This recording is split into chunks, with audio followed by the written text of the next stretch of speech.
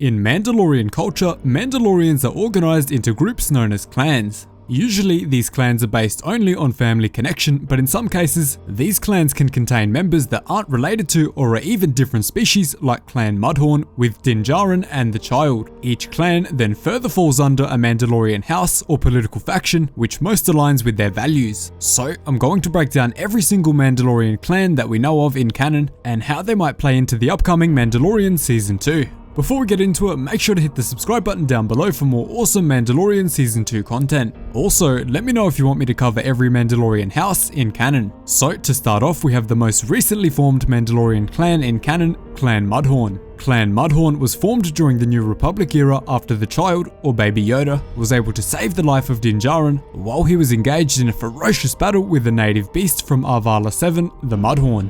Din Djarin serves as the leader of Clan Mudhorn, with the Child becoming a foundling member of the clan. The signet of Clan Mudhorn was of course a depiction of the Mudhorn that the two defeated together, marking the beginning of their very strong relationship. Since their clan was officially recognized by the armorer inside of the dark Mandalorian enclave, the homeworld of Clan Mudhorn is Nevarro. Next is Clan Vizsla. Clan Vizsla is currently the oldest known Mandalorian clan in canon, being founded even before the modern Galactic Republic was created. The earliest known member of Clan Vizsla was a Force-sensitive man named Tar Vizsla. After Tar Vizsla's Force sensitivity was discovered, he was very quickly inducted into the Jedi Order as the first Mandalorian to ever be allowed to join. During his time in the Jedi Order, Tar Vizsla created an incredibly unique dark weapon called the Darksaber. The Darksaber quickly became a symbol of leadership for House Vizsla and eventually gave Tar Vizsla the power to rule all of Mandalore. After his death, however, the Darksaber was very soon stolen out of the secure Jedi Temple vault by Mandalorians from House Vizsla during the fall of the Old Republic, and they were able to use it to viciously slaughter many Jedi. By the time of the Clone Wars, all warrior Mandalorians, including Clan Vizsla, were exiled to the moon of Mandalore, Concordia, where they were believed to have died out. The ones who did survive, however, were able to form an extreme Mandalorian group known as the Death Watch, with the goal of overthrowing the pacifist leader of Mandalore at the time, Duchess Satine Crees. Leader of this group, Vizsla, was the head of Clan Vizsla as well as House Vizsla because he held the ancient and prized Darksaber. And if you want to learn the full history of the Darksaber and every person who held it, check the pinned comment down below and the card on screen now after you finish the video. I have an awesome video covering that. Unfortunately, after working with former Sith Lord Darth Maul and his brother to continue with their plan to overthrow Duchess Satine, Maul challenged him to a traditional Mandalorian battle, where he was unfortunately defeated through a brutal beheading, making Maul the leader of House Vizsla despite being an outsider. Following this, Maul led Mandalore with the help of his loyal Mandalorian super commandos and his top aides Gar Saxon and Rook Kast, whose clans I'll cover very shortly. Eventually, however, the Republic, led by Captain Rex and Ahsoka Tano, invaded Mandalore, removing Maul from power following the brutal and horrific Siege of Mandalore,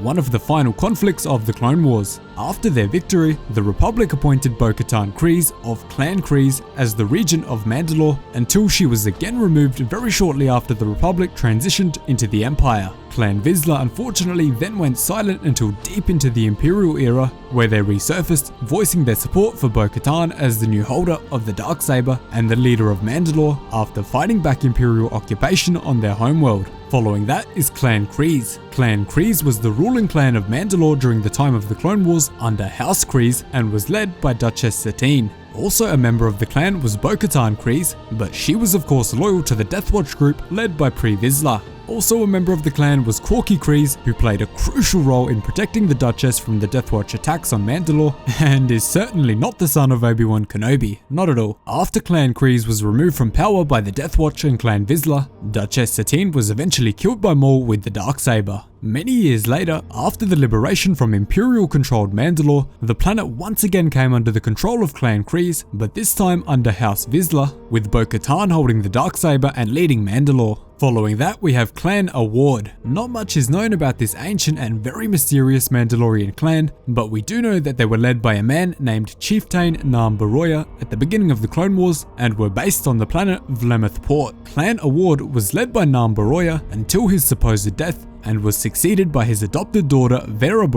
soon after, making her the new battle-hardened and fierce chieftain of the clan. Sometime during the Clone Wars, clan awards splintered into different groups, with most joining the faction known as the Old Mandalorians. The other two major Mandalorian factions were of course the Death Watch and the New Mandalorians, who were the pacifists and led by Duchess Satine. After the Clone Wars came to a dark end with Order 66, Clan Award allied themselves with the Rebel Alliance and fought ferociously against the Empire at the Battle of Zorn. During the battle, a monumental battalion of 800 Mandalorians from their homeworld on Vlemeth Port fought valiantly against the Empire. Next is Clan Wren. Clan Wren was one of the major Mandalorian clans based on the planet Cronest and was led by Countess Ursa Wren. Other members of the clan included Ursa Wren's husband, Ulrich Wren, who was an artist, Sabine Wren, who fled the Imperial Academy to join the rebels, and her brother Tristan Wren, who was fiercely loyal to his family. During the Clone Wars, Clan Wren aligned itself with Clan Vizsla and the Death Watch, as Ursa Wren and Bo-Katan forged a strong alliance in hopes of removing Maul as the ruler of Mandalore and the holder of the Darksaber. During the Imperial era, daughter of Ursa, Sabine Wren, was sent to the Imperial Academy on Mandalore, where she unknowingly developed a weapon that could be used to brutally kill every single Mandalorian by melting their bodies inside of their traditional Beskar armor. After Sabine spoke up about this horrific invention, Clan Wren disowned her for fear of facing brutal retribution from the Empire, causing her to join the rebels. Sometime after this, Clan Wren became the clan that held the Darksaber, after Sabine Wren was able to steal the dark-bladed weapon from Maul's lair on Dathomir without a fight. Because she didn't defeat Maul in single combat to obtain the blade, Clan Wren did not recognize her as the holder of the Darksaber and attempted to hand it to Gar Saxon of Clan Saxon, who were the ruling clan of Mandalore during the Imperial era. Following this, Sabine eventually defeated Gar Saxon in single combat, but refused to take his life, leaving Ursa Wren to finish the job, repairing her relationship with Sabine. After repairing her relationship with the family, Sabine and the rest of Clan Wren traveled to Mandalore to destroy the Arc Pulse Generator, which was the disgraceful weapon that the Empire created with the help of Sabine, and eventually came out on top, liberating the planet. Once liberated, of course, Bo-Katan was given the Darksaber and took the rulership of Mandalore along with it. Clan Wren then pledged their support to Bo-Katan and recognized her as the true ruler. That leads us straight into Clan Saxon. Clan Saxon was led by Gar Saxon and later his brother Tiber Saxon. After the Great Split during the Clone Wars, Clan Saxon sided with Maul's rulership of Mandalore, and Gar Saxon himself was Maul's top aide during the Siege of Mandalore. During the battle, however, Maul betrayed Saxon, leaving him incredibly bitter and with a burning desire to one day rule Mandalore. Because of this, as soon as the Republic transitioned to the Galactic Empire after the Siege of Mandalore, Gar Saxon betrayed the other clans and pledged the loyalty of Clan Saxon to the Empire. In return for this, Emperor Palpatine placed Gar Saxon into the position of Imperial Viceroy of Mandalore, making Clan Saxon the ruling clan of the planet. With most of the other clans now viewing Clan Saxon as traitors to Mandalore, he was of course under extreme pressure. Eventually, Ursa Wren killed Gar Saxon after Sabine defeated him with the Darksaber, making Tiber Saxon the new head of Clan Saxon and the new Imperial Governor of Mandalore. Following the rise of Tiber Saxon, clans Wren and Vizsla invaded Mandalore, where they were able to kill Tiber Saxon with the same weapon created by Sabine and the Empire. After this, we have three clans which we know absolutely nothing about other than their names. Once again, after Bo-Katan was handed the Darksaber and took the rulership of Mandalore following the liberation of the planet, Clan Eldar and Clan Rook pledged their loyalties to her. There is also a third clan which is very likely to exist but hasn't been confirmed in canon unfortunately, which is Clan Caste. As we know, there is already a house caste. Rook caste is very likely a member of this house, and also Clan Caste because of her last name. So those are all of the Mandalorian clans that we know of in canon ahead of The Mandalorian Season 2. Thanks so much for watching, really hope you enjoyed it. Cheers guys, hope to see you in the next one.